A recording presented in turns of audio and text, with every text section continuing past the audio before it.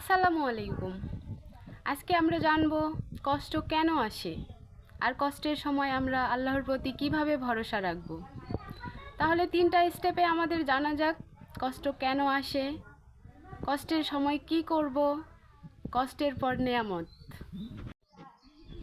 আমাদের জীবনে কষ্ট আসলে সাধারণত আমরা খুব হতাশ হয়ে পড়ি। আসলে এই সময়ে হতাশ না হয়ে আমাদের আল্লাহর উপর ভরসা রাখা উচিত। তাহলে চলুন জেনে নেওয়া যাক কেন আমাদের জীবনে কষ্ট আসে। প্রথম স্টেপ, কষ্ট কেন আসে।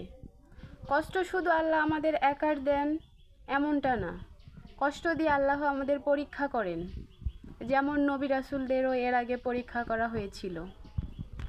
কষ্ট মানে সব কিছু শেষ হয়ে গেছে এমনটা না। কষ্ট কেন আসে, কষ্টের সময় কি করবেন?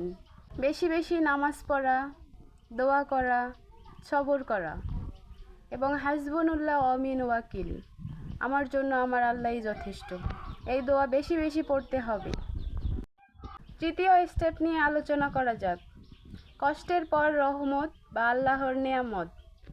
কষ্ট মানেই সব কিছু ভেঙে চুরে যায়, সব কিছু শেষ হয়ে যায় এমনটা না। আল্লাহ আমাদের এটা পরীক্ষা করেন, কিন্তু কষ্টের পর এর চেয়েও ভালো কিছু আমাদের জীবনে আসে। এটা আল্লাহর দেওয়া সবচেয়ে বড় নেয়ামত। এ ধরনের আরও ভিডিও পেতে আমার চ্যানেলটি সাবস্ক্রাইব করুন, পাশে থাকুন। ধন্যবাদ সবাইকে।